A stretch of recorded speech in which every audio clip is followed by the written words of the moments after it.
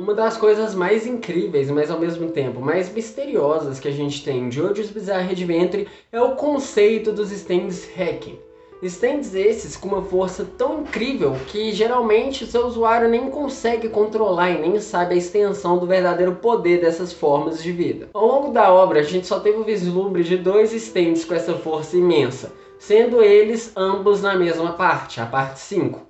E um deles é repleto de mistério, ocultismo e todo tipo de simbologia existente, mas que a gente não consegue realmente entender o que acontece com o poder dele, que é o Gold Experience Hacking. A gente sabe muito bem o que ele é capaz de fazer. Ele anula qualquer ação ao ponto zero. Mas como ele conseguiu colocar uma pessoa em um loop de morte com isso? Bom, a gente pode falar que ele retrocede a morte dessa pessoa ao zero, ou seja, ele não mata ela, ele volta ela de volta à vida.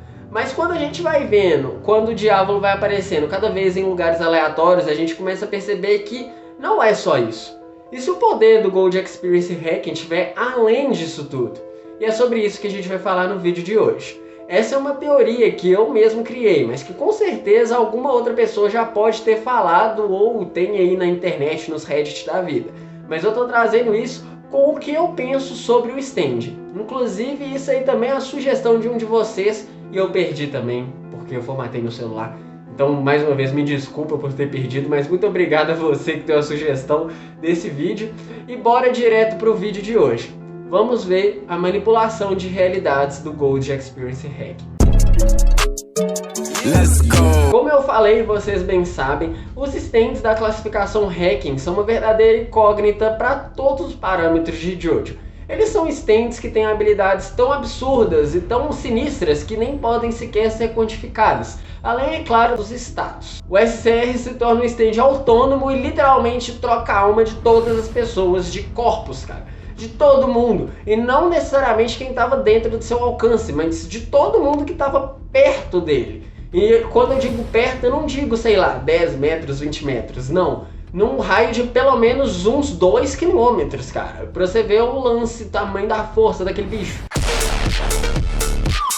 Ele só tava querendo proteger a flecha hacking. Ele não queria atacar e ele nem ataca ninguém. Imagina se ele tivesse querendo atacar, se ele tivesse sendo controlado. Se isso acontecesse, eu não consigo nem imaginar o tamanho da força daquele bicho. Sem contar que esse modo de defesa dele é como se fosse uma defesa absoluta. Porque stand algum conseguiria realmente enfrentá-lo e a gente vê isso. Ele consegue buffar as capacidades dos stands de uma forma tão grande, mas tão grande, que eles ainda ficam meio que com uma, digamos que uma capacidade, uma necessidade de proteger a flecha e proteger o SR. Então eles não atacam ele, mas sim os seus próprios usuários, cara. Além do SCR, a gente também vê o GER, né? O Gold Experience Hacking. Se o SCR é a defesa suprema, o GER, além de ser a defesa, é o ataque supremo, com a sua habilidade de retornar tudo ao ponto zero, né? Não, ele não joga as coisas lá no Fortnite não. Se o poder dele fosse esse, também seria muito apelão, mas não é. Oh my God! O poder dele é nulificar, anular todas as ações que são feitas contra ele ou contra o seu usuário. É um poder tão forte que se aplica até mesmo às próprias ações do seu usuário, supostamente. Eu digo supostamente porque a gente só tem literalmente um vislumbre dessa habilidade dele ao longo de toda a obra e ainda por cima é feito de uma forma tão difícil de explicar, cara, que a gente só consegue realmente teorizar sobre o que realmente aquele poder faz. E além disso, né, como eu também mencionei, ele coloca o vilão da parte num loop infinito de mortes, cara. O cara simplesmente tá morrendo, mano. Enquanto esse vídeo tá sendo gravado, ele tá morrendo aí de algum jeito diferente, mano. Podia colocar ele no Fortnite só pra quando a gente matar ele falar que é mais uma morte, é canônico, né, cara? Porque todo mundo sabe, mano, é uma regra de JoJo. Se o Diávolo tá morrendo, é canônico. Mas é agora que a gente começa a inserir a verdadeira teoria aqui, que é a manipulação de realidade que o Gold Experience Hacking tem. Porque a gente sabe, cara, o próprio GER fala pra gente e pro Diávolo que nem mesmo o Giorno tem noção das capacidades e habilidades do stand dele. E só o próprio stand sabe disso e nem ele conta pro seu usuário. Ele simplesmente espanca o Diávolo e mete ele no loop de morte. Acho que nem o Giorno sabe que o Diávolo tá no loop de morte. E essa teoria diz o seguinte, cara. Esse loop infinito de morte do Diávolo não é feito somente nessa realidade ou nessa linha do tempo. Ele é feito em infinitas linhas do tempo. E esse é o verdadeiro poder do Gold Experience Hacking. Até porque, cara, a Trish diz sim que ela tá sentindo como se o Diavolo estivesse vivo.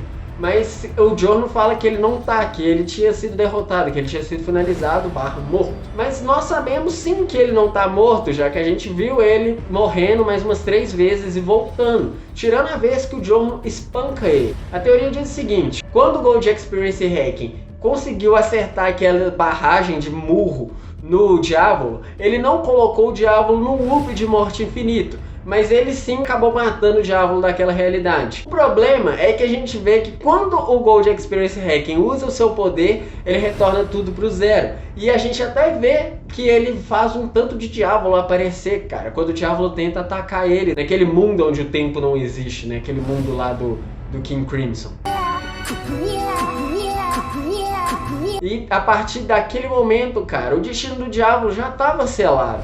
Todos aqueles diabolos que apareceram lá seriam atacados em infinitas realidades, infinitas linhas do tempo, e todos eles morreriam, cara. Não é que é o mesmo diabolo que tá quase morrendo e voltando, não. É um diabolo que morreu, outro diabolo que morreu, outro diabolo que morreu, outro diabolo que morreu, e assim vai. E ele tá manipulando as realidades. Porque é sério mesmo, galera. Ainda que seja na nossa realidade, o poder do hacking tem a ver com a manipulação de realidade, porque é impossível ele colocar alguém num loop de morte sem estar manipulando a realidade. Ainda que a gente fale que realmente ele está deixando o Diavolo à beira da morte em todo momento, só para o Diavolo sentir todas aquelas dores de novo, ainda assim ele está controlando, ele está manipulando a realidade, cara. Porque todas as experiências que a gente vê, era sim pro Diavolo ter morrido. E se o Diavolo não tá morrendo, ou se ele tá morrendo e ele tá voltando, então o Gold Experience Hacking tá manipulando isso. Ele tá, de alguma forma, colocando o Diavolo em uma realidade à parte da nossa própria realidade, cara. Eu espero que esteja dando para entender mais ou menos o que eu tô dizendo. Mas se não estiver dando, eu vou tentar dar um exemplo aqui que eu acho que vai ficar bem legal. Okay. O Giorno acerta o Diavolo com um tanto de soco do Gold Experience Hacking. O Diavolo cai no rio. O Diavolo dessa realidade morre. O problema é que o Diavolo de outra realidade não morreu com aquele golpe. Então ele vai até o esgoto. No esgoto ele encontra um cracudo que mete a facada nele e ele morre. O problema é que o Diavolo de outra realidade não morreu. Ele foi levado com vida até o IML, mas por algum motivo a enfermeira não consegue detectar que ele está vivo. Ela faz uma autópsia nele e ele morre lá. O problema é que em outra realidade, esse Diavolo não morreu em nenhuma dessas experiências. E aí ele se assusta com um latido de cachorro e morre atropelado. Vocês entenderam o que eu quis dizer? É como se cada experiência daquela que a gente vê acontecendo no final da parte 5 nada mais fosse do que experiências em outras realidades, onde o Diavolo não morreu com a experiência da realidade anterior. E isso explicaria o porquê que a Trish sente que o Diavolo está vivo. Porque sim, o Diavolo está vivo. Em alguma realidade o Diavolo está vivo. Porque como o Hacking colocou, digamos que aquele fator no Diavolo de retornar ele ao zero, em alguma realidade, cara, o Diavolo não vai morrer em alguma experiência. E aí ele morre na próxima. Mas o outro Diavolo não vai morrer nessa experiência. E assim segue esse ciclo de loops de morte infinito. Porque eu não consigo ver, cara, como que o Diavolo ia literalmente ficar à beira da morte por tantos momentos, por tantos pontos, e não morrer. E o principal, cara, o principal disso tudo, o lance dele cair no rio e parar no esgoto, eu até consigo entender. Até a autópsia dá pra entender mais ou menos. Mas e as outras 2 mortes que o Diavolo tem, que não faz sentido nenhum? Ele no meio da cidade aleatoriamente sendo atropelado e depois ele num lugar que parecia até mesmo ser um paraíso e uma garotinha seguindo em cima dele. Tipo, não faz sentido, cara. Como que o Diavolo ia estar parando nesses lugares com o Giorno voltando ele ao ponto zero? Se a questão é voltar ele pro ponto zero, cara, a verdade é que o Diavolo sempre ia ficar voltando naquela ponte, recebendo socos do Hacking, morrendo, voltando naquela ponte, porque até essa ação ia estar retornando ao zero. Eu acredito sim que além do Giorno ter esse poder do Return to Zero, ele tem uma capacidade de manipular a realidade que nem ele mesmo sabe, cara. E foi o que ele fez quando ele colocou o Diavolo no loop de morte infinito. Ele não só está meio que retornando o Diavolo ao zero, ele na verdade está manipulando as realidades onde o Diavolo ainda tem vida e matando ele de várias formas diferentes. Colocando ele num loop de morte infinita, onde infinitos Diavolos vão morrendo de infinitas maneiras completamente aleatórias. Pelo menos é isso que eu consegui captar, cara, com toda essa parada de Return to Zero e tal. Quem pediu pra fazer essa teoria pediu pra eu falar sobre uma suposta manipulação de realidade. E eu só consigo ver esse tipo de manipulação de realidade do hacking. Eu não acredito que o hacking seja como, por exemplo, usar o aro do Overheaven, The Worlds Overheaven, que ele consiga literalmente reescrever a realidade igual aquele stand do Dio faz. Inclusive, se vocês quiserem saber sobre ele, deixa aqui nos comentários também que eu trago pra vocês um vídeo sobre. Mas a questão é, existem vários tipos, várias maneiras, né, de você conseguir controlar a realidade. O Gold Experience Hacking consegue manipular a realidade dos seus adversários, e é o que ele fez com o Diablo. Enquanto usar o aro do Overheaven consegue reescrever a realidade de qualquer um, inclusive a sua própria realidade. E nisso aí, cara, não teria como, por exemplo, o The World Overheaven colocar qualquer pessoa no loop de morte infinita. Mas o Gold Experience Hacking conseguiria, já que era simplesmente ele conseguir retornar a vida daquela pessoa a um ponto onde ele ficou perto da morte, cara, em infinitas realidades, ou algo nessa linha de raciocínio. Enfim, galera, esse foi o vídeo de hoje. Eu sei que é uma teoria meio habitolada das ideias, mas eu espero que você tenha gostado. Se você gostou desse vídeo, deixa seu like aqui embaixo, que isso me motiva demais a continuar postando vídeos aqui pra vocês. Compartilha pra aquele teu amigo, cara, que além de gostar de Jojo, adora uma teoria. E quanto mais maluco ele acha, melhor, cara. E considere se inscrever aqui no canal caso você ainda não seja inscrito. Dá uma olhada aí nos vídeos que eu produzo e se tu curtiu o conteúdo, se inscreve e vem fazer parte da Brute Gang, cara. Vem se tornar um gangstar aqui na nossa Brute Gang. Eu espero que você tenha gostado desse vídeo. A gente se vê no próximo e muito obrigado pela sua visualização. Arrivederci.